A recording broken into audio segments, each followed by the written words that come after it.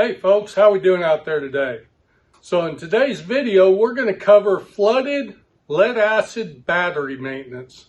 We're going to teach you how to clean it, charge it, test it, fill it, and some connections. So a flooded lead acid battery, the ones we're going over, have caps that you can remove and put electrolyte or water in. So we got a lot to cover today, as you can see from down here on the table. So it'll be very informative. Let's get to it.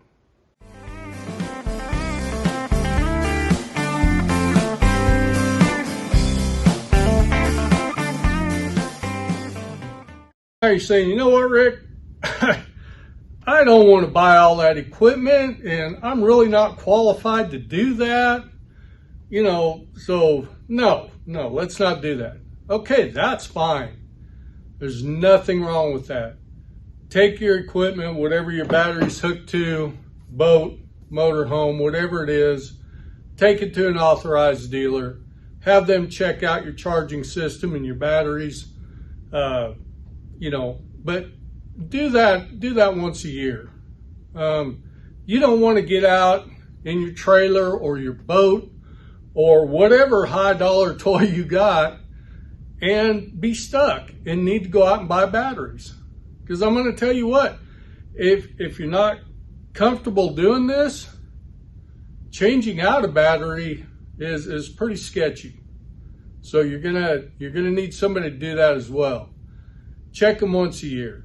If you are comfortable with part of this, at a minimum, hey, when your batteries are charging, after they've charged for 24 hours, shoot them with a temperature gun, all right?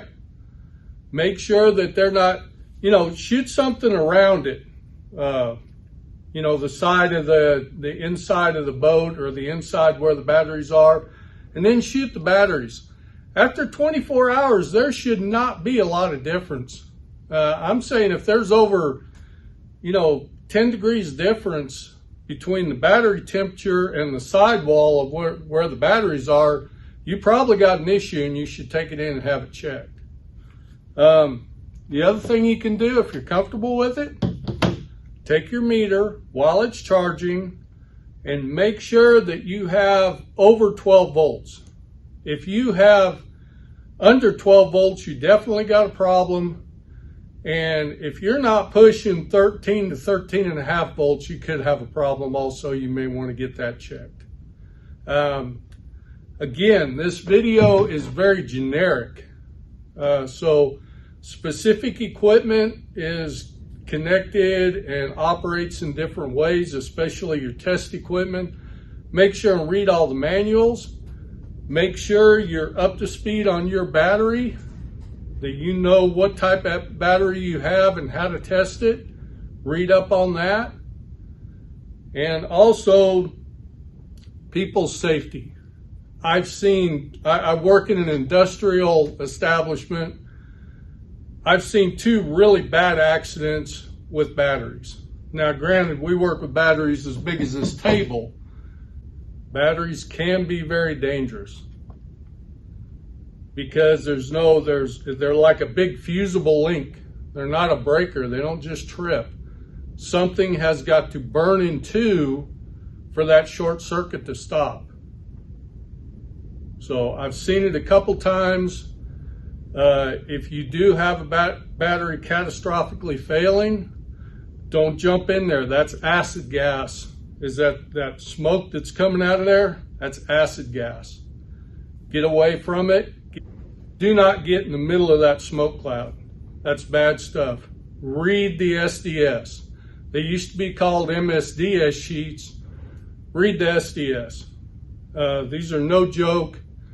They're nothing to play around with. So be careful, wear all your PPE, read your manuals, know what you're doing when you do it, and let's keep these batteries in good condition. Also, battery doesn't last forever. And in my experience, with the best battery I can buy for my industrial establishment, I can get about 10 to 12 years of life, of good life. Now, that doesn't mean in 10 to 12 years they're complete junk and they catastrophically fail. It just means that they've degraded to the point where I only have 70% capacity, because you do have that electrolyte, discharging off the plates and charging and a lot of things happening inside that battery. So if you have batteries that are 10 years old, check them.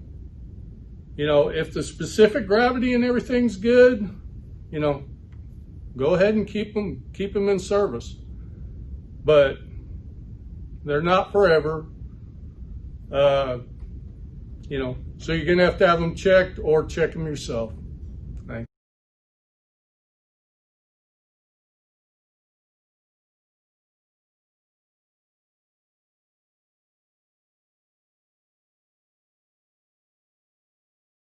So before we get too far along, I want you to go to the internet, go to the SDS site, and download and print the SDS sheet for battery acid.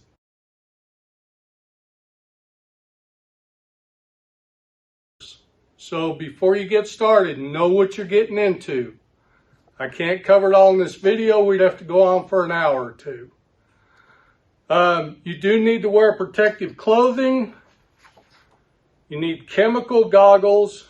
Now, the goggles that have all the holes in the side of them, those are not chemical resistant.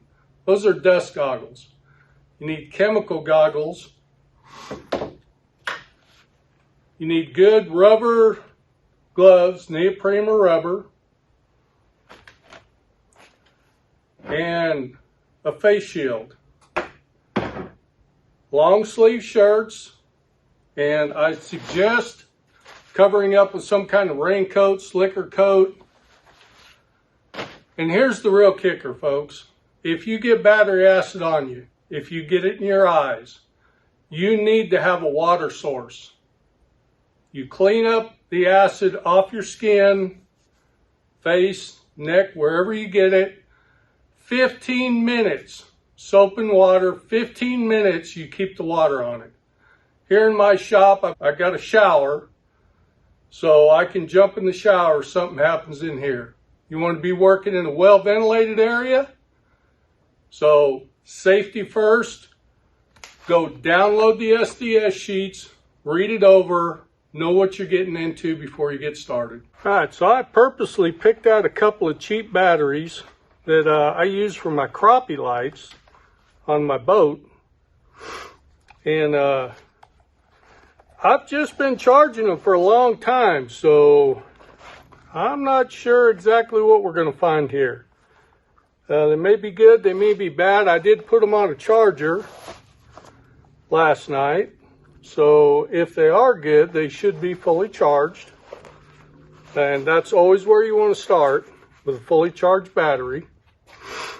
So what we're going to do, we're going to take a little bit of baking soda and some water, and we're going to make up a solution. I did put an absorbent pad down underneath the battery, so if we spill some acid, we can dispose of that.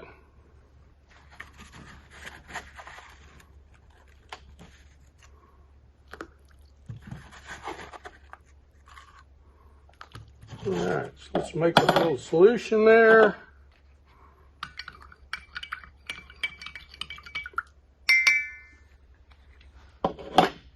Now you can go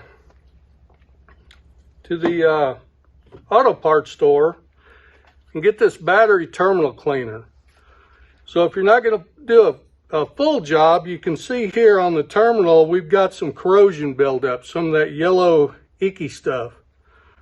So let's just wipe that off right quick. Little steel brush.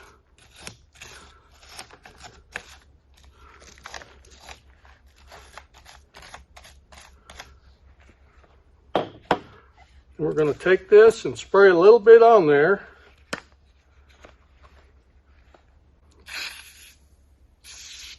And you can see it goes to foaming right away.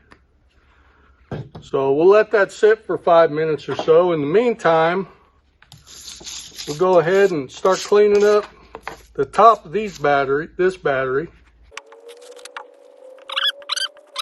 So the reason you use baking soda neutralizes the acid.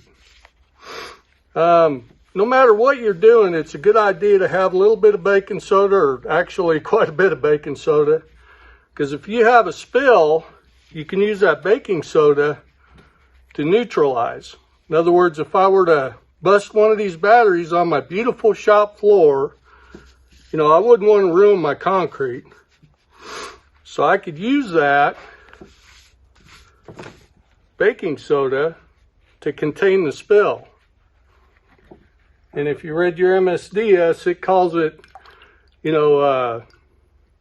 doesn't actually call it baking soda. It calls it soda ash, I think, or caustic soda, something like that.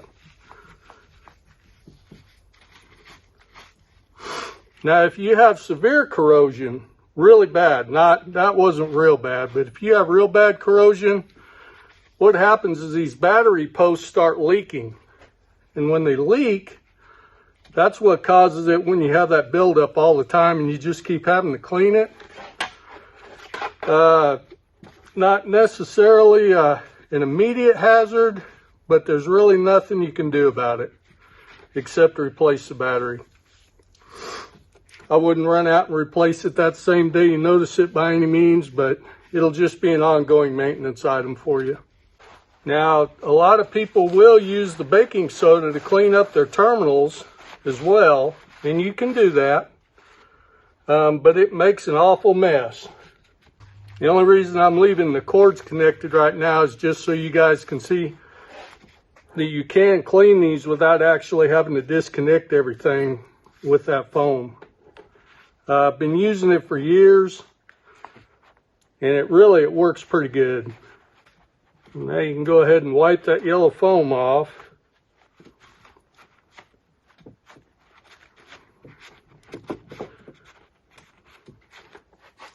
And you can see it pretty well dissolved most of the material that was on there.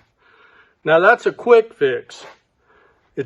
I'll take these apart here in a minute. You'll see it doesn't get rid of all the corrosion on the connection. But if you do have a battery post leaking and you have that buildup, go ahead and put that on there once in a while and clean those terminals up. Otherwise, it'll start corroding the bolts, and then you can't get them loose later on. All right, so I do want to show you that even though we use the spray on the connection, there's still some residue there. You can see at the bottom. So it's okay to use that spray to clean up once in a while, but if you want to do a really good job, you really need to take the connections apart and properly clean them. Hopefully you can see that. Still some corrosion on there. So since we have all the connections broke loose, let's go ahead, wipe the excess material off.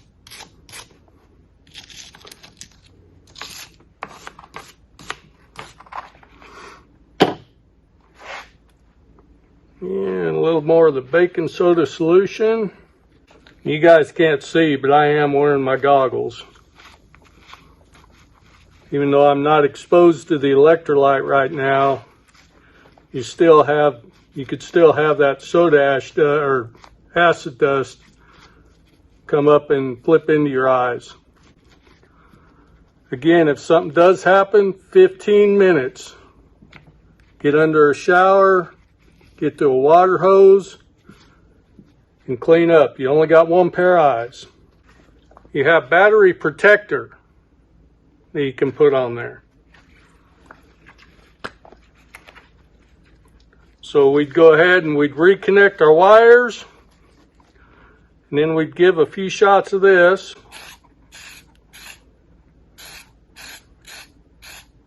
Cover it up real good. And then we'd be done if that's all we were doing was cleaning the battery terminals, but we're going to do a whole lot more than that. So always a good idea when you're connecting the battery terminals to use some silicone grease. You can get it in a tube, or you can buy these little individual packets. Anytime you buy a new battery, you always want to put that on, and that'll help you out from getting that corrosion as well. Here's one other thing. When you go to take your gloves off, okay, pulled off like that, use this glove to pull this glove off. That way any residue acid on the glove doesn't get on your bare hand. And then I've got a bucket of water here that I've been putting my gloves in between shots, kind of let them rinse off a little.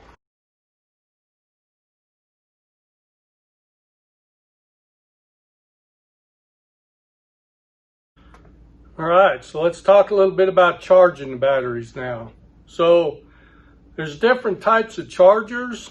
You have what's called a trickle charger. Now, these are real cheap, and you absolutely get what you pay for.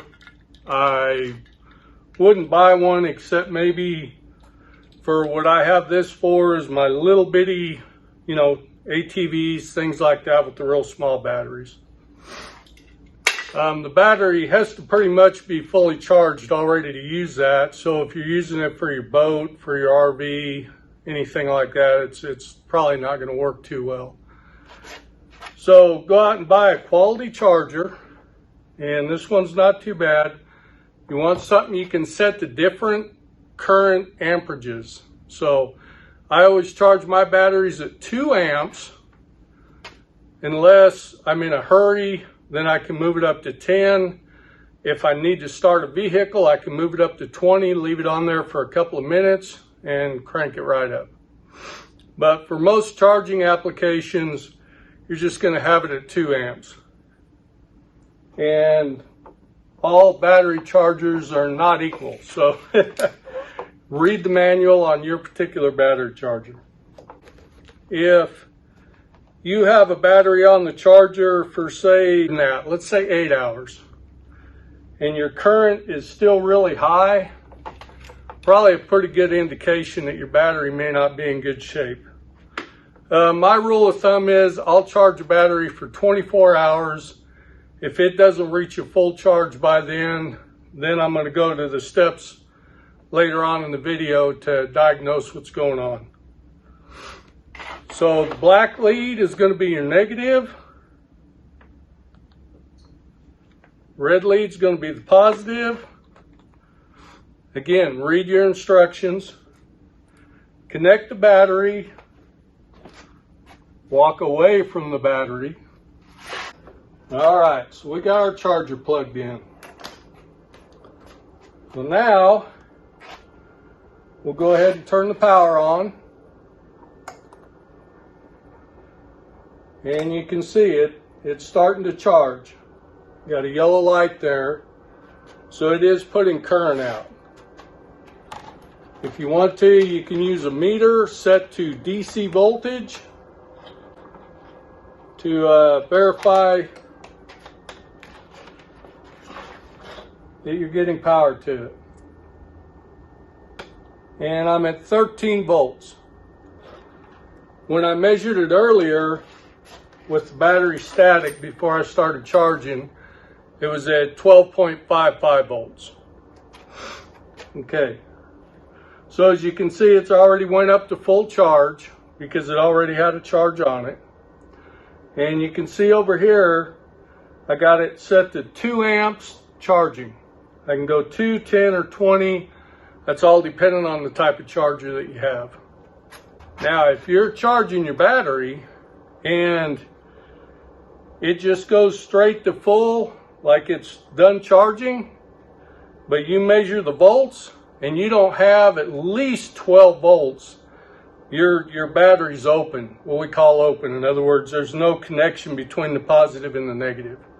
And it may even show you that it'll say bad battery, it'll say leads connected wrong, multiple different things that a good charger will tell you right off the bat. Okay, and now that our battery is done charging, we can go ahead and unplug it. We do that in the reverse order. First thing I do is I unplug the battery charger, and it'll stay running because that little fan and the lights will stay running for a minute because they got capacity built up. Then I'll disconnect my leads, negative first and positive. We're all done with charging. Now, for RV and marine applications, where you have higher voltages, and we'll go over that when we go over the connections, you can't necessarily just use a regular charger on those. There are ways to do it. You can charge batteries individually, but you got to use the onboard charger, okay? If you have a boat with multiple batteries and anything other than a 12-volt trolling motor, you're going to need to get a special charger for it, you know. Okay, so let's say you want to charge your batteries for an extended period of time, and you don't have an onboard charger. You really got to get a charger built for that purpose that has an automatic shutoff, because overcharging a battery is one of the worst things you can do. It generates heat in the battery, and it damages it, and eventually it'll fail, and could fail catastrophically. In other words, acid all over the place. So remember that if you're going to charge them manually with just a regular charger, 24 hours. If it's not at a full charge in 24 hours, you've got some other issues. So remember, if you take it out to your boat, throw it in there, charging your batteries, don't leave it there all winter long. You're liable not to have any batteries when you get back. Same thing with those little trickle chargers. If they're not made to automatically shut off, they will overcharge the battery and damage the battery. Okay?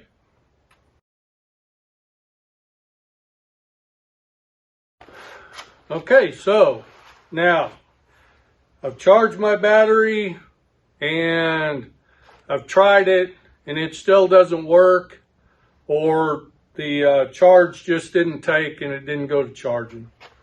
So right after you take it off the charger, you want to check the temperature. And I've got a face shield on, so it might sound a little funny right now. You can use a temperature gun, which is probably what you'll have access to, and go ahead and, shoot the top of it. Make sure it's all even. Shoot the posts and shoot the side of it. Okay? And if it's hot, get away from it. Just let it cool down. Now this could also be part of your routine maintenance. If you have a motorhome and you've got some expensive batteries in there, or you've got a whole set of trolling batteries for your boat, you're probably going to want to do this once in a while. Okay, to perform a load bank test or a load test,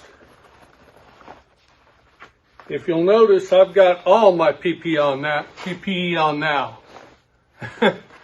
Gloves, face shield, goggles, slicker suit, because there is a potential here for something to happen.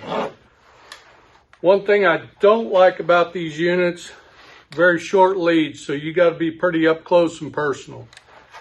So before you perform the test, take a look at your battery. This battery says it has 230 cold cranking amps. So as you can see with this, you can check the charging system, the voltage, and the load. If you're checking the load, make sure that your charging system is turned off so that you don't damage the charger. We're only going to hit that toggle switch right there for about 5 seconds. That's all it is. So you need to look at this dial, as you're testing it. Okay, and you can see on the dial, it shows I've got, voltage.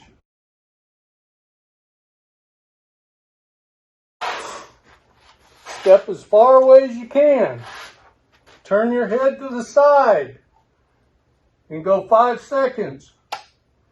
1, 2, 3, 4, 5. And take a look at that meter. Okay. So we were right at the 200 cold cranking amp mark. As you can see here where I have it circled in red, that's the cold cranking amps of the battery. If I were testing a 1000 cold cranking amp battery, I would have been looking more towards the top of the scale for the needle to be in that green area there. We were at 230, so we were just about right. It's also important to understand that if you were charging in very cold conditions, that the charge probably wouldn't be all the way up to acceptable, as well as if you were testing a battery that hadn't been recently charged. It might be a little bit low, but should still be very close to the green or in the green. Now when you're doing that test also, you may smell a burning going on. That's the heating element, because all that load bank does to put a load on it, it's just the heating element in there. And they're brand new, so they get pretty darn hot. That's why I only go for 5 seconds. So you may smell it burning. That's normal.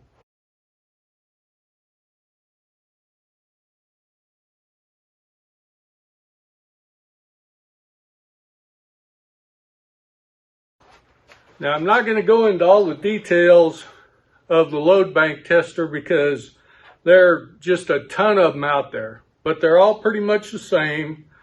Connect them up, make sure you got good 12 volts or better, and perform the load test.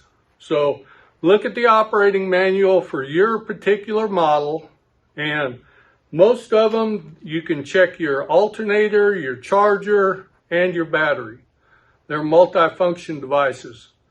So read your particular model before you do anything.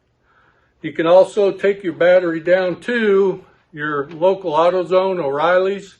They'll test it for you.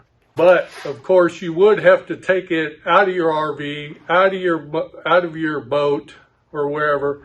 That's why sometimes it's a real good investment just to get your own. Right, this is a hydrometer, and this type has a scale, has red, white, and green.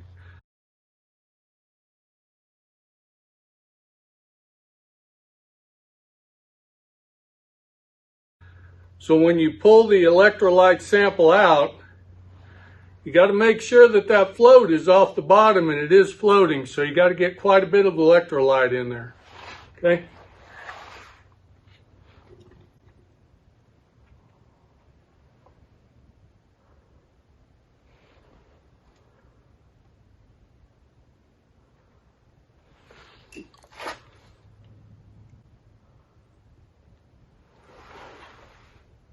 Right. And hold it level. Jiggle it around a little bit. And I'm right on the green. So I'm borderline on that one.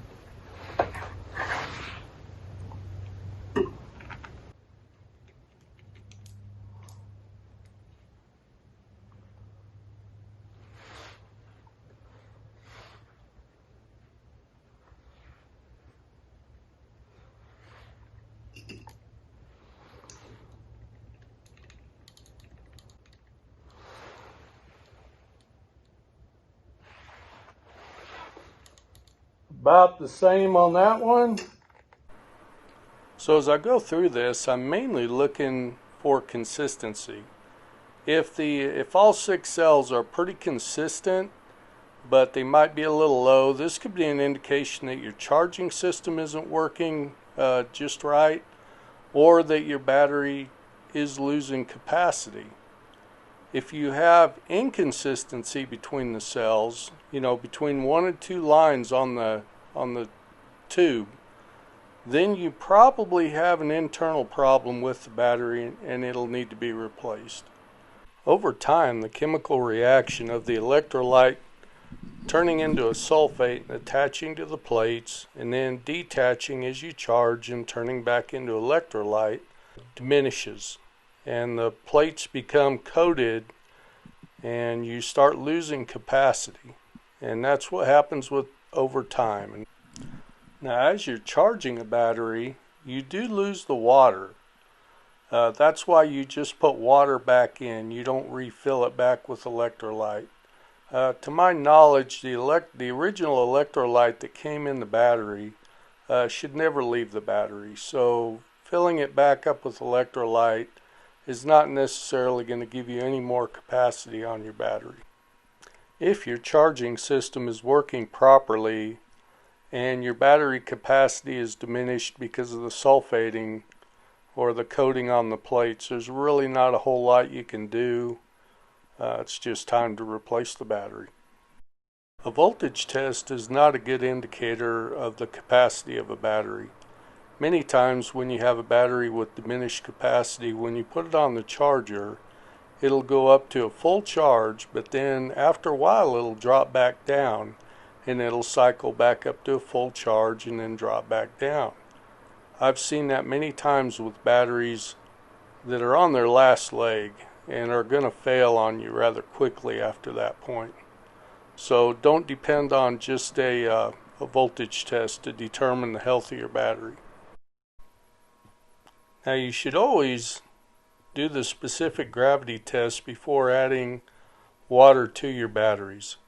If there's not enough water to perform the specific gravity test, you probably got bigger problems. If that does happen, then fill the battery with water and then go back, charge it, and do the specific gravity test. If the water level between the cells is drastically different, that is probably an indicator that you have internal problems with the battery and it'll need to be replaced. Alright, so maintaining the water level in your battery is critical. When you look down in there, gloves on here, you look down in there, you're going to see some plates. And at a minimum, that water should always be above those plates. There's a chemical reaction when you're charging, and that burns off some of the water as it's charging. That's why you have to go in periodically and verify how much water's in there. Now, depending on the type of battery, some batteries may require that you put electrolyte or a specific type water in.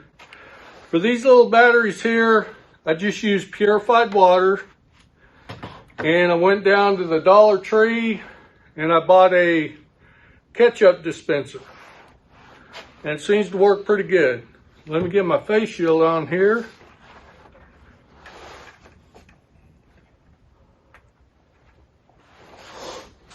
And you'll need a flashlight to be able to see down inside the battery. Okay. I'm a little low. A good rule of thumb is to bring the water level up to the bottom of the plastic. And what I mean by that, this top has the hole only goes down about that far. So what I do is I fill it up to the bottom of where that plastic, that hole is. Now, it's difficult to show in the video, but you leave the water level about 3/4 of an inch below, and you can see the plastic around the top rim and where it ends. Some batteries will have a fill line marked on the outside, and they'll be translucent where you can see the water level, but for the most part you don't want to overfill these batteries, because if you do, you're going to end up with a mess on top when you go to charging them.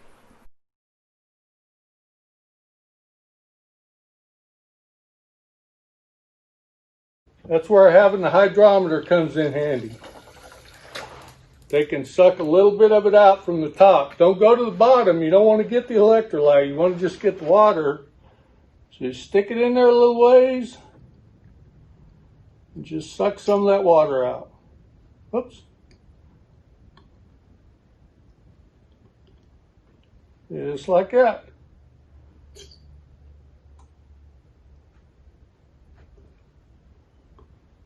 Okay. Now I didn't, so I'm going to go ahead and put it back in. And you could use the hydrometer for filling it, but it's kind of cumbersome to use. That works a lot better. All right. Oh. Go ahead and wipe it off and put the caps back on.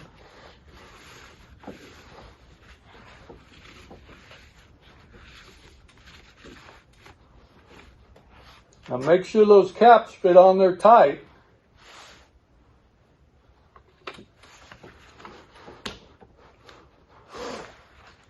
If you have too much water in it, what'll happen when you're charging, it'll bubble out and it'll just make a mess all over your battery and you'll have battery acid in your compartment. So don't overfill them. But make sure you have water over the top of those plates. That is critical.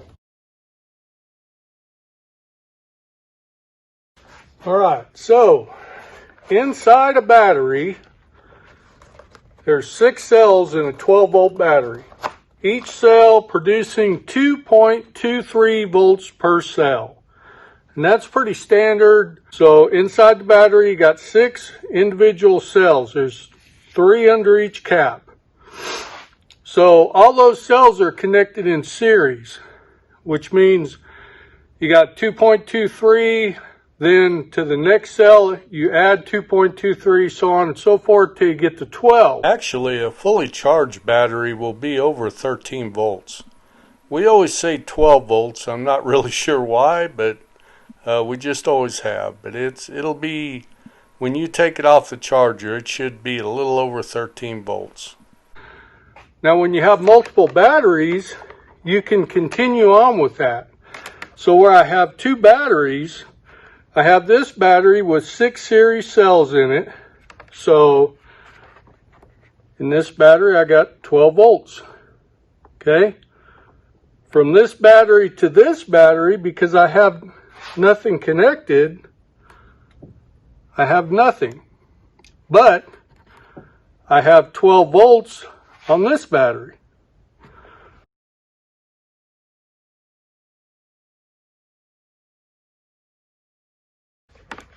So, I've got a series of 12 volts here, series of 12 volts here. I'm going to go from my positive on this battery to my negative on this battery. And I'm going to put these 6 cells in series with these 6 cells. Now, if I measure, I got 25.15 volts. But there's something wrong there, right? See that little negative in front of it? Black is always negative, red is positive. So this is my positive on this battery to my negative on this battery, and I got 25 volts. So for my purposes, for my crappie lights, I only want 12 volts. So I'm going to hook these 2 up in parallel. Instead of going from positive to negative, I'm going to go from positive to positive and negative to negative. Okay? So let's make some connections and we'll go on from there. Okay, for the purposes of the video, we'll just go over the last connection. So I'm going to take hold it the right way, my silicone grease. And I'm going to put a little bit on both sides. Put the excess on here.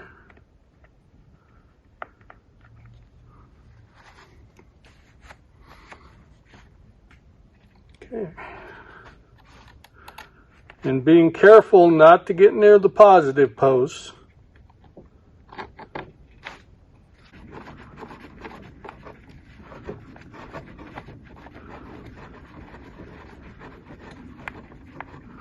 Now, again, depending on your battery manufacturer, is how tight you should get these connections.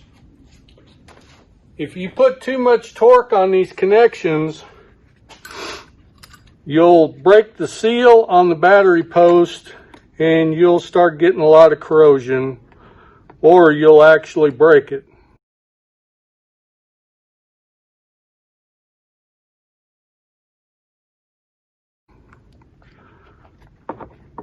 So if you break it loose, of course the battery won't work anymore. You have to throw it away and go get a new one. Again, as I tighten this, I'm going to stay away from that positive.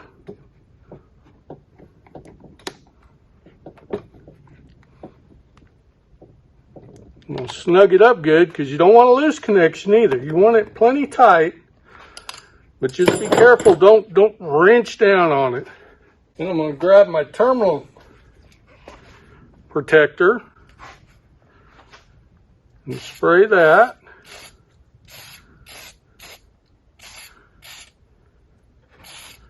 Be fairly liberal with that. And I'll go ahead and tighten up my other three connections and spray them, and I think we're back in business.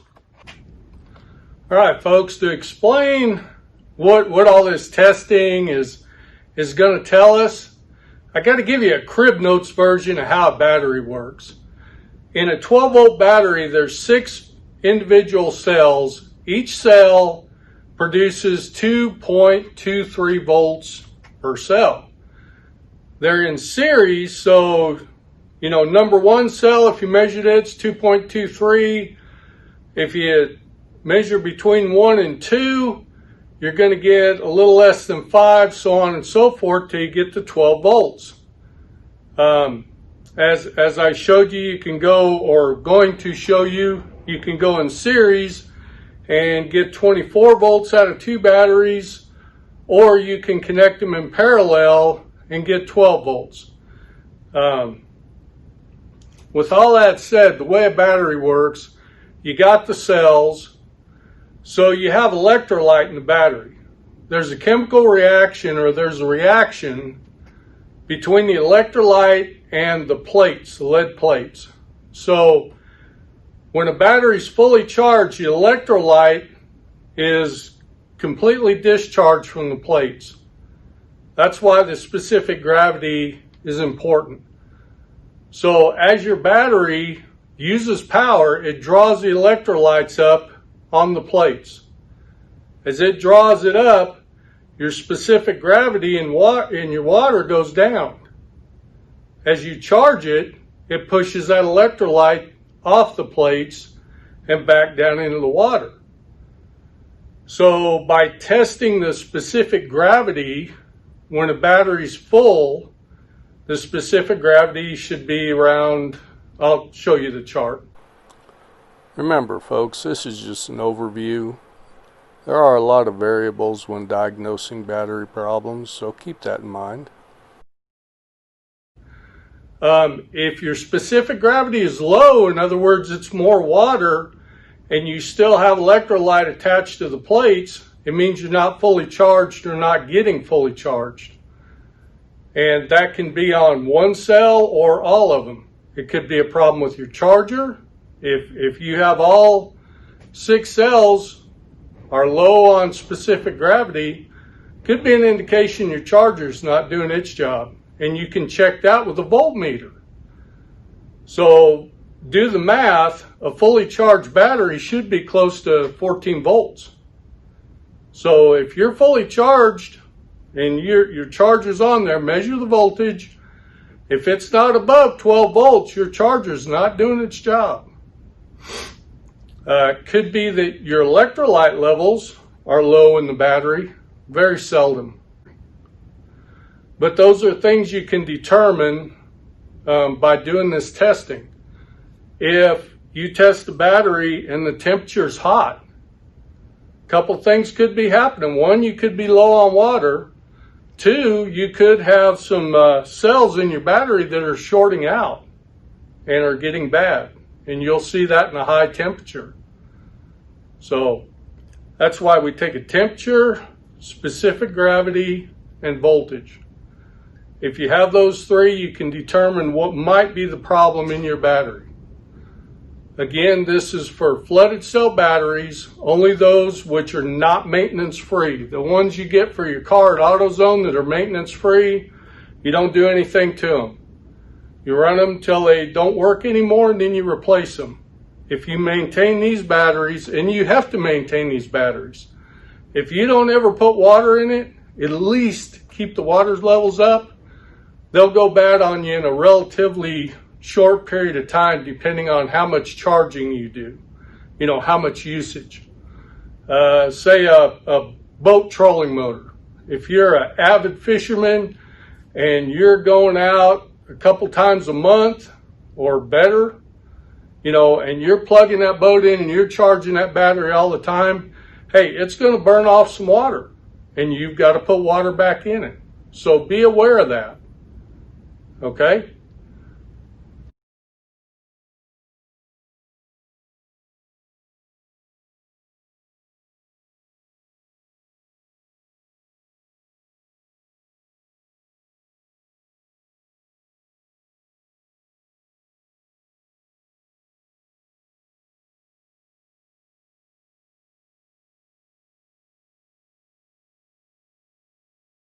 If you enjoyed this video, hit like and subscribe. Let's get out on the water and have a great day.